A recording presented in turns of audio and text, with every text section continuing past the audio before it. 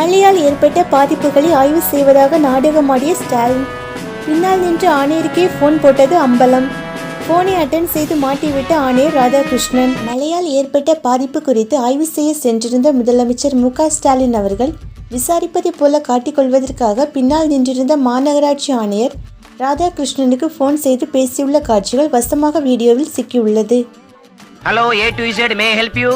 ஸ்டாலினியா, நீங்க போன் அடிச்சா பின்னாடி இருக்க கமிஷனர் போன் எடுக்காரு. இதனை இணையவாசிகள் சமூக வலைதளங்களில் பகிர்ந்து கலாய்த்து வருகின்றனர். சென்னையில் மழைநீர் வடிகால் பணிகள் 99% நிறைவடைந்து விட்டது என்று கூறியிருந்தார் முதலமைச்சர் மு.க.ஸ்டாலின்.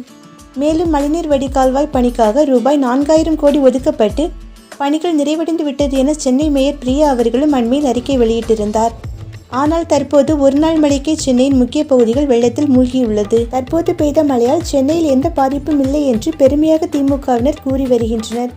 ஆனால் மழைநீர் வீட்டுக்குள் புகுந்ததால் மக்கள் கடும் சிரமங்களை சந்திக்க நேர்ந்துள்ளது. ஒரு நாள் மழைக்கே மழைநீர் இன்னும் பல பகுதிகளில் வடியவில்லை. பெரிய விபத்துகள் நடந்தால்தான் அது பாதிப்பு என்று திமுகவினர் கூறுவர்.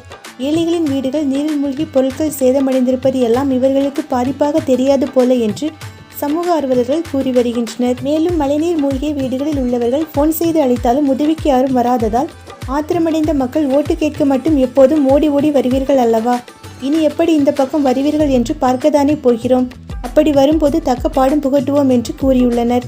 சென்னையின் முக்கிய பகுதிகளில் உள்ள மழைநீரை அகற்ற மும்முரமாக செயல்பட்ட திமுக அரசு குடியிருப்பு பகுதிகளையும் உள் ஏரியாக்களையும் விட்டுவிட்டது என்பதே பலரின் குற்றச்சாட்டு. ரூபாய் 4000 கோடி செலவில் மழைநீர் வடிகால் பணிகள் நிறைவடைந்து விட்டது என்று கூறும் திமுகவினருக்கு தண்ணீரில் மிதக்கும் சென்னையின் காணொலியை சமூக வலைதளங்களில் பகிர்ந்து நெட்டிசன்கள் சிங்கார சென்னை 4000 கோடி பேக்கேஜ் என்ற ஹேஷ்டேக்கை வைத்து சமூக வலைதளங்களில் கேள்விகளை முன்வைத்து வருகின்றனர்.